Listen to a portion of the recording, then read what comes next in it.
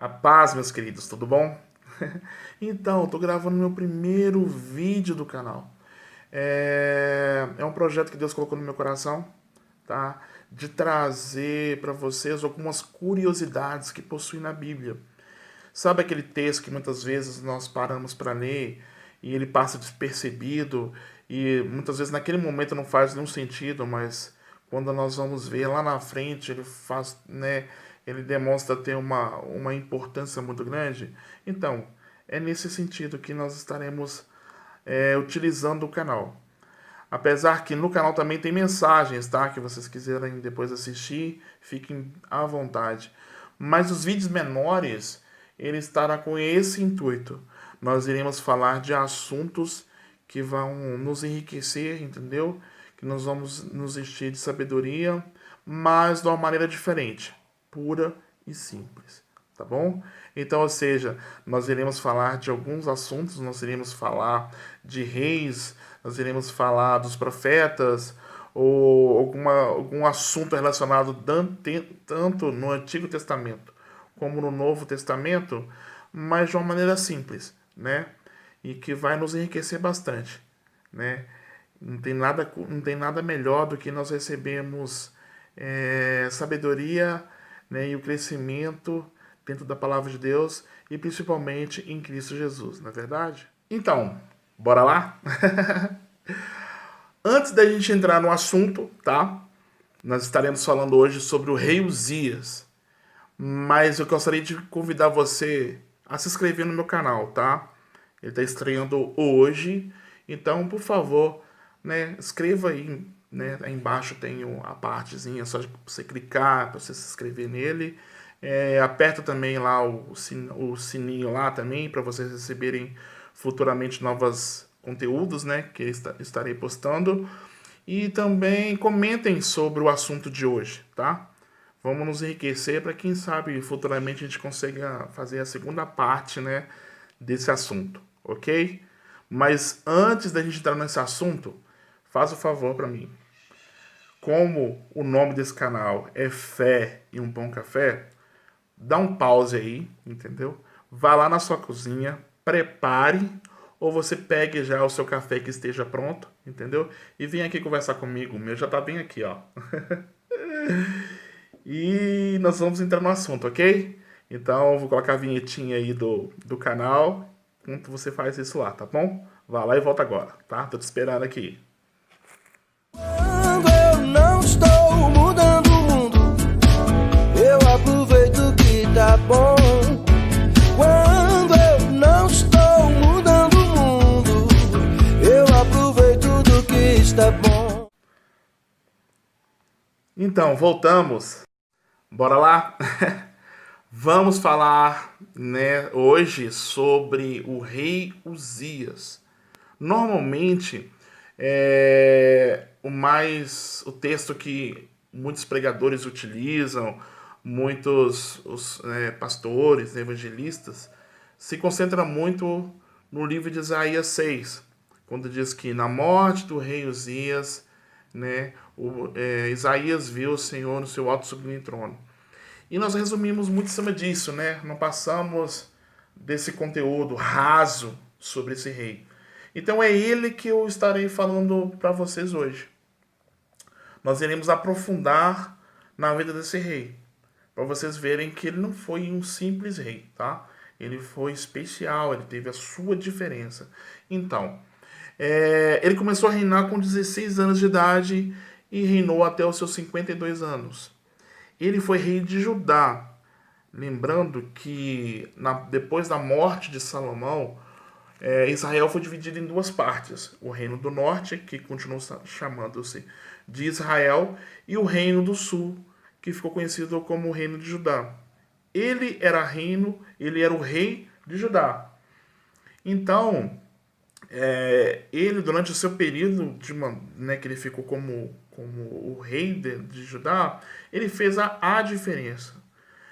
Ele começou primeiro com o exército, né, que estava completamente enfraquecido, né, e ele agora fortalece o exército, né, ao ponto de eles novamente serem diferenciados nesse sentido. Mas não ficou apenas nisso. Ele reconstruiu novamente as muralhas que estavam destruídas ali em volta das cidades e fez com que o povo agora se sentisse novamente seguro, né? Mas não ficou apenas, né, com a reconstrução, né, o fortalecimento do exército. Ele era um rei diferenciado e muito inteligente, porque juntamente com outros engenheiros, eles construíram uma espécie de uma arma, né, que era capaz de lançar pedras e lanças a longas distâncias, ou seja, pedras grandes, né, e lanças também.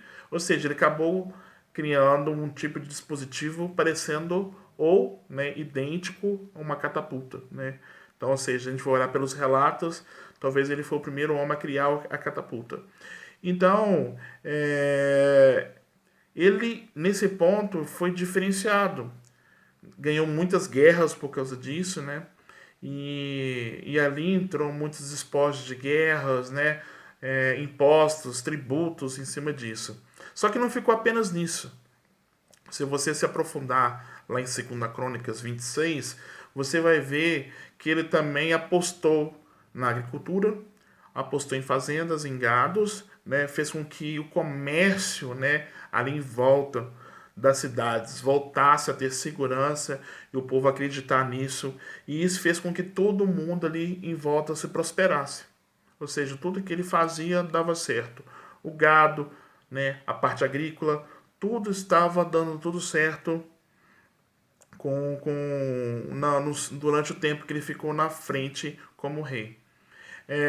Detalhe importante também, ele era um rei muito justo, muito justo. Ele sim tinha temor ao Senhor e por isso mesmo Deus agradava dele nesse sentido. Mas infelizmente, se a gente for parar e fazer uma avaliação geral, ele começou a errar a partir desse momento. Ou seja, o coração dele endureceu e ele agora começa a deixar a soberba tomar conta da sua vida. Ele então resolve fazer coisas que não era de responsabilidade de um rei. Ou seja, ele agora vai até no templo e ele tenta acender os incensos do local. Os 80 profetas que estavam vivendo lá, percebendo o que o rei queria fazer, foram de encontro a ele e não permitiram que ele fizesse isso. Ou seja, né, foram para cima, não permitiram, o rei ficou irado com isso. Então, ele não aceitava, ele queria porque queria acender os incensos do templo. E Deus então não aprova mais o que ele estava fazendo. Lança sobre sua vida uma doença, ou seja, a lepra, que começa pela sua testa e depois foi espalhando para o seu corpo. Mas visivelmente no momento em que ele estava brigando com profetas, foi o ponto que iniciou, né? Ou seja, pela testa ali já começou a lepra, todo mundo começou a perceber, já falando com ele, ele teve que sair daquele local, né, do templo, ir para o seu palácio, e lá ele passou o resto da sua vida isolado até a sua morte, né? Então, ou seja, se a gente for observar nesse sentido, você vê que foi um rei diferenciado mesmo, né? Vacilou no final de tudo aí, mas se você for ver o bem que ele fez, né, para a nação, foi aonde que talvez, né, agora no livro de Isaías, se comenta, fala assim da morte dele, né? E não no início do reinado de Jotão, que foi o seu filho que substituiu. Mas eu entendo aqui nesse pedaço algo muito importante. O que eu vejo aqui que a nação agora ficou de luto, né? Um luto nacional pela grandeza desse rei, por tudo que ele fez e tudo que ele criou, entendeu? E tudo que tornou aquela cidade tão segura ao ponto de todo mundo, né, entender da importância dele. Agora eu vou deixar 2 perguntinhas para vocês aqui para finalizar esse vídeo, né? e que vocês também tenham uma oportunidade da gente estar, quem sabe futuramente falando novamente, né, desse assunto. Então, ou seja, quando você vê agora, né, Isaías comentando sobre a morte do rei Uzias, existem dois pontos que normalmente, né, os teólogos costumam dizer. E eu vou deixar duas perguntas e que gostaria que vocês, né, aproveitassem esse tempinho aí e colocassem a sua opinião. A primeira é o seguinte: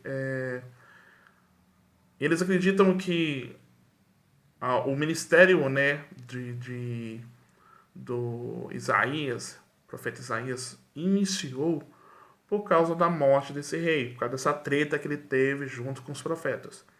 Né? Você acredita nisso? Você acha que foi isso? E outros acreditam que com a morte desse rei, o povo ficou em luto e agora tem uma incerteza do novo governo. Será que esse novo governo, ou seja, o seu filho que vai lhe substituir, será tão inteligente, será tão grande, né? Vai ter tantas vitórias como seu pai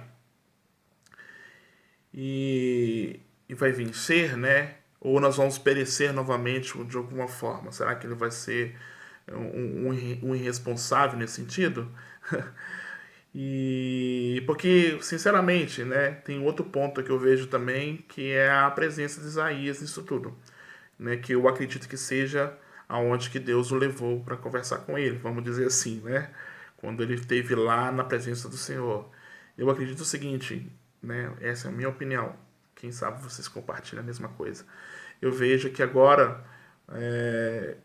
a morte de um rei, um luto nacional, e esse povo dependente de um rei humano.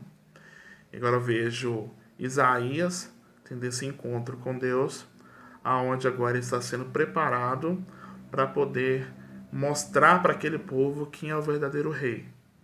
Quem é o rei dos reis, né? O rei que não morre, né? O rei que simplesmente vai estar com eles em todos os momentos da vida dele. É nisso que eu acredito. Dê sua opinião aí, põe aí embaixo aqui nos comentários, entendeu? E se vocês achou interessante e acha que futuramente a gente pode colocar uma segunda parte, né, sobre esse assunto, comenta aí e nós vamos entrar, quem sabe, né, novamente sobre esse assunto. Então, ou seja, agradeço vocês até agora, fiquem com Deus aí e que nós possamos futuramente, né, termos mais oportunidades de falar sobre esse rei, ok? Fique com Deus aí, até mais.